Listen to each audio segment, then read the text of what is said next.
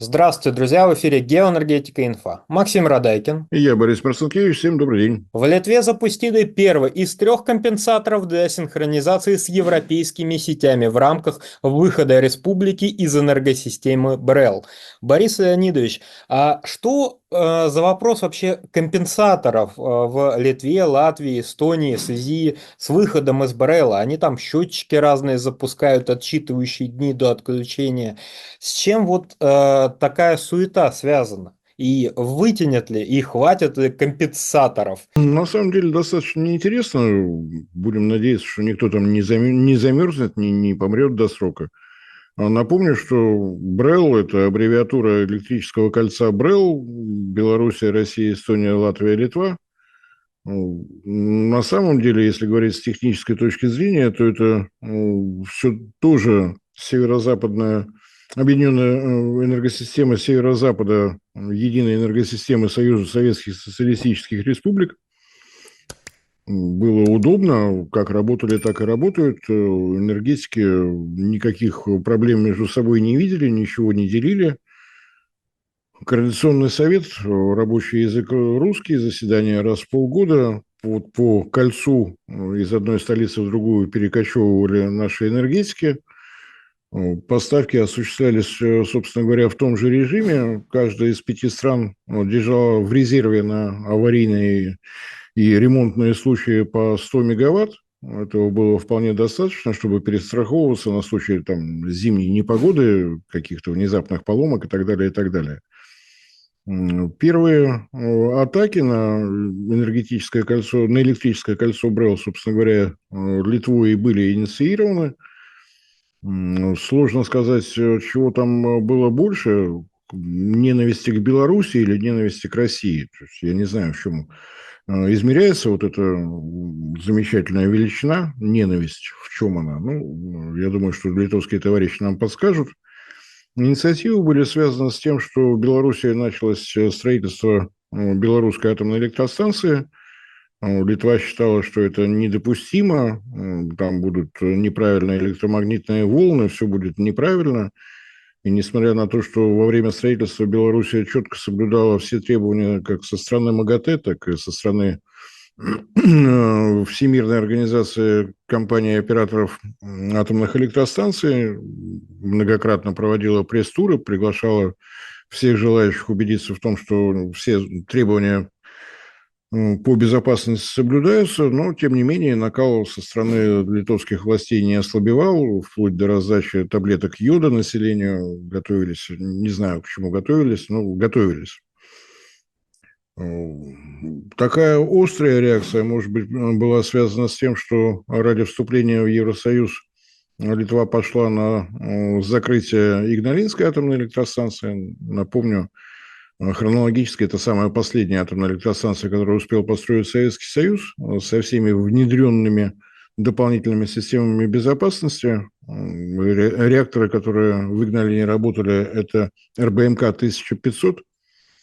То есть мощность каждого должна была быть 1500 мегаватт, но после Чернобыльской аварии были разработаны дополнительные системы безопасности, были установлены на Игналинской атомной электростанции. В результате мощность упала до 1000 мегаватт, но этого было вполне достаточно, чтобы обеспечивать не только Литву, но и, собственно говоря, в соответствии с тем планом, ради чего она строилась, электроэнергия шла всем соседям и в Белоруссию, и в Калининградскую область, и в Латвию. Ну, вот они ее закрыли, добились того, что до 70% электроэнергии в Литве поступало по импортным закупкам. Для того, чтобы Литва себя уютно чувствовала в составе Евросоюза, соединений с соседями по Евросоюзу было сразу два. Когда нам говорят о том, что существует некая европейская энергосистема, нам либо сознательно, либо по незнанию искажают факты. На сегодняшний день в Европейском Союзе 6 объединенных энергосистем. УЦТЕ, объединенная энергосистема Центральной Европы, куда входят не только страны Евросоюза, но и та же Сербия, все постюгославские государства, там 34 члена насчитывается, и в том числе Польша. В Польше была построена воздушная линия электропередач, это соединение с УЦТЕ. Поскольку новая объединенная энергосистема в составе Евросоюза под названием БАЛТ-СО, это объединенная энергосистема Республик Прибалтики, не синхронизирована с УЦТЕ, поставки идут через ставку постоянного тока. Второе соединение по дну Балтийского моря со Швецией. Швеция входит в состав объединенной энергосистемы Нордел. Ну, по названию очевидно, кто туда входит. Северные страны Европы, в том числе не входящие в состав Европейского Союза. Достаточно того, что столица, головная компания Нордел находится в городе Осло, Норвегия, как известно, в состав Евросоюза не входит и входить, собственно говоря, не собирается. На всякий случай, если кто забыл, то после исчезновения с политической карты Советского Союза инициативы о вступлении в Евросоюз были среди тех стран, которые раньше в него не входили. Финляндия вошла после 1991 года. Норвегия тоже, по мнению правительства Норвегии, должна была войти, но на тот момент еще не было такого царства демократии, как сейчас. Был проведен всенародный референдум. Население Норвегии ответило: нет, спасибо. Правительство Норвегии удивилось, придумало какую-то зацепку о том, что референдум был неправильно проведен. Года через полтора повторили, население Норвегии снова ответило: спасибо, нет. Но, тем не менее, в Европейскую ассоциацию торговую, беспошлинной торговли, без визовый обмен и так далее, все это в полном порядке. Но в состав Евросоюза не входит, соответственно, ценные указания из Брюсселя в Осло никто слушать не намерен. Швеция, объединенная энергосистема Нордел, тоже не синхронизирована с БАЛТСО, с объединенной энергосистемой Прибалтики, тоже поставки через ставки постоянного тока. Проект строительства вот этого трансбалтийского энергокабеля был хорош. Шведская компания АББ, которая его строила, она очень довольна тем, что была возможность отработать эту технологию за счет общего бюджета Евросоюза. За первые 2 года работы этого кабеля было 22 аварии, аккуратно устраняли, доделывали. Теперь я уверен, что шведская компания АББ способна строить вот такие кабели между разными энергосистемами совершенно безукоризненно. Дальше был момент, когда Литва выступала с инициативой выйти из состава БРЭЛ как можно быстрее, на что ее северные соседи Латвия и Эстония вообще не хотели понимать. Они видели то, на чем собирается Литва зарабатывать деньги, и считали, что делиться надо. Мы же это, как там, дружная европейская семья. Ситуация заключается в том, что Калининградская область и ее объединенная энергосистема в состав БРЭЛ никогда не входила. Соединение объединенных энергосистем Литвы и Калининградской области никуда не делись. Перетоки технические между прилегающими к границе районами осуществляются и в настоящее время. Но Литве было удобно поддерживать вот эту риторику. Мы выходим из БРЭЛ, мы рвем все связи с Россией и с Белоруссией. На вежливые вопросы из Риги и Сталина, а вот провода, которые уходят в Калининградскую область, получали совершенно достойный ответ, это другое. Будет ли сейчас продолжаться перетоки между Калининградской областью и Литвой, сказать сложно. Напомню, что в 2022 году Литва, Латвия и Эстония закупки электроэнергии в России прекратили по собственной инициативе, заявив, что за рубли электроэнергию они покупать не будут. Большое удивление, конечно, было в компании «Интеррау», которая за рубли ничего не просила. Никаких рублей в компанию «Интеррау», нашего государственного монополиста, вполне устраивали евро. Но, тем не менее, то есть мы поставляем электроэнергию за евро, ответ наших партнеров: за рубли покупать не будем. Ну, хорошо. Многие, конечно, в «Интеррау» до сих пор думают, что означала эта загадочная формула. Почему отсоединение ожидается в феврале 2025 года, тоже известно. В соответствии с положением о работе БРЭЛ, если кто-то из партнеров желает из этого объединения выйти, обязан предупредить остальных за полгода. За полгода предупредили в августе, соответственно, в феврале выйдут.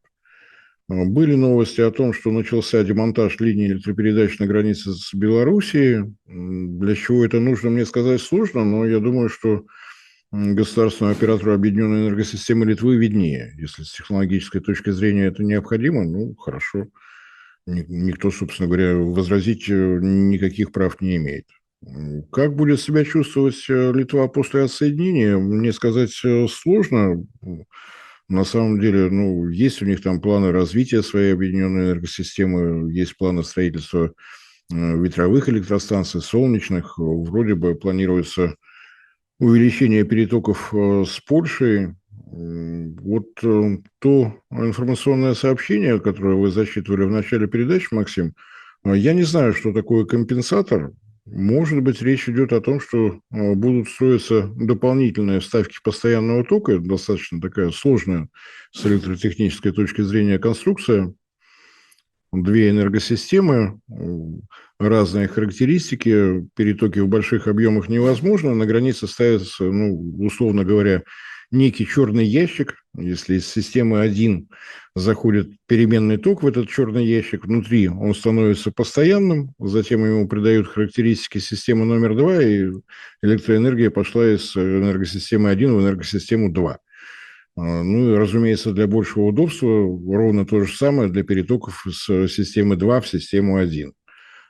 Там требуется силовая аппаратура, достаточно непростая, достаточно дорогостоящее все это удовольствие. Но если Литва считает, что ей это выгоднее, чем работа в рамках БРЭЛ, ну, что мы можем возразить? Для нашей единой энергосистемы России, для объединенной системы Беларуси никаких треволнений не ожидается. Опять же, по той причине, что прибалтийские партнеры совершенно корректно за полгода предупредили о том, что это произойдет, для того, чтобы дать время отреагировать, изменить свои схемы, если это необходимо. Что касается Калининградской области, к работе в изолированном режиме мы ее начали готовить, собственно говоря, еще в 2014 году. До этого времени работала ровно одна Калининградская ТЭЦ-1.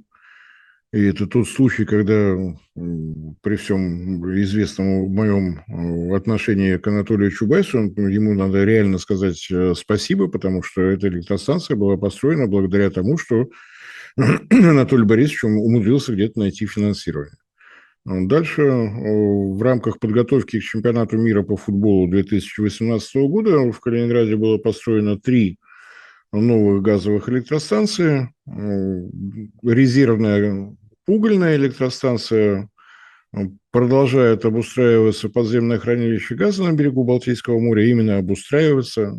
Это одно из уникальных для России подземных хранилищ в подземных пластах каменной соли. И здесь, что бы нам ни рассказывали про искусственный интеллект, роботизацию, цифровизацию, за последние сколько-то там тысяч лет ничего не изменилось. Если вы хотите размыть кусок соли, ну, налейте воды, подождите, пока соль растворится, откачайте воду, налейте воды и так далее. Так что там именно отсчитывает Литва, что она назвала компенсаторами, мне сказать сложно. Больше всего это все-таки похоже на дополнительные ставки постоянного тока для соединения с энергосистемой Европы. Термин тоже совершенно некорректный. Были проекты строительства второй воздушной линии электропередачи с Польши. Может быть, речь об этом. Не исключаю, что, может быть, даже появились какие-то проекты прокладки второго кабеля из Швеции, может быть, из Дании. В Балтийском море есть куда прокладывать, есть энергоизбыточное государство в составе Евросоюза.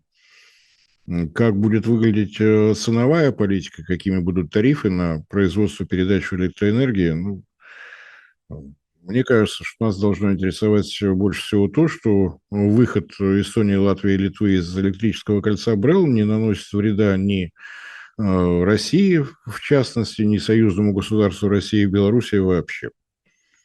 Ну и, разумеется, пожелать всяческих творческих успехов в работе без неправильных электромагнитных волн из России и Беларуси. Борис Леонидович, большое спасибо за комментарий. Друзья, пока YouTube замедляют, призываем вас не дожидаться, пока его заблокируют, и нас вместе с ним.